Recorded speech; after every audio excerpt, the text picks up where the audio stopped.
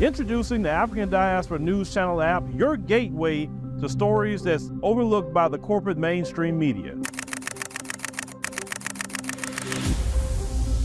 At African Diaspora News Channel, we cover stories that don't receive mainstream attention, and we serve as the voice to the global Black community. We are committed to informing and educating through the power of media, connecting the African diaspora one story at a time. With our platform, we're helping to end injustice by exposing it. Join us in standing for excellence in journalism and serving our community. Download the African Diaspora News app today. Sometimes we wonder why our leaders are so power hungry that they refuse to step down from positions that are not theirs. These positions are not hereditary. These positions you were put in to work for the people. You were elected by the people, for the people.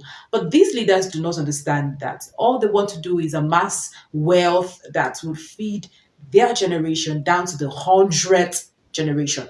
These guys already have investment. They are already rich. They're already wealthy, but they refuse to step down from positions. Power can be intoxicating. Now we have the 92-year-old Biya, the president of Cameroon, who recently clocked 92. In all honesty, this man is supposed to be living his best life as a grandfather with his children surrounding his table. But he has chosen to hold power for over 40 years. What would make a man hold power? 92-year-old, I'm wondering if he's the one still leading. I mean, is he still fit to lead?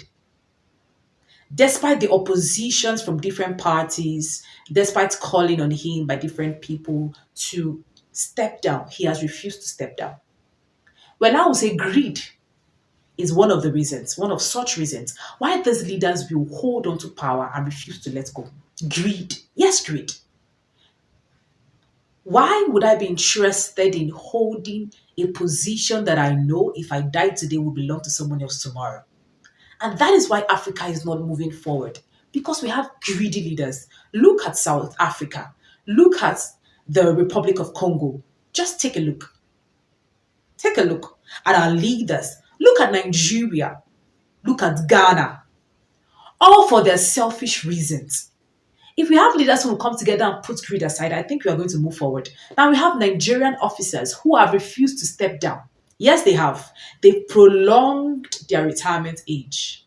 So funny. They refuse to step down when they are supposed to retire. So what are we saying exactly?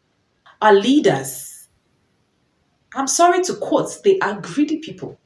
Because if they care about the people, all they want to do is make reforms, make policies, and put in the work, put in action that will make the communities, that will make nations and societies grow. But no, travel out while their hospitals are in shambles. All for greed.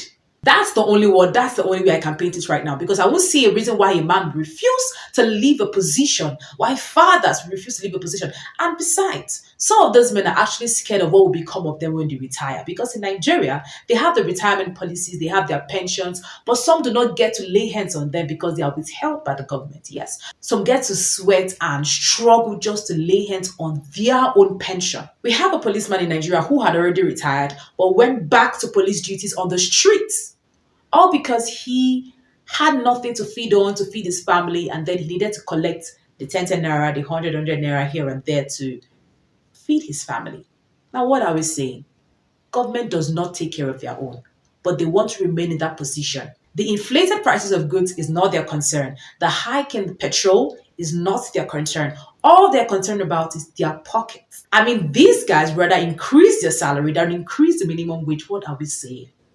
Imagine them saying it's too much to pay 100,000 naira to workers as minimum wage. But this guy's salary are in millions. I mean, African leaders are greedy. But we are grateful for people like Traore, who has broken that jinx. Yes. One who is sold out to helping his people.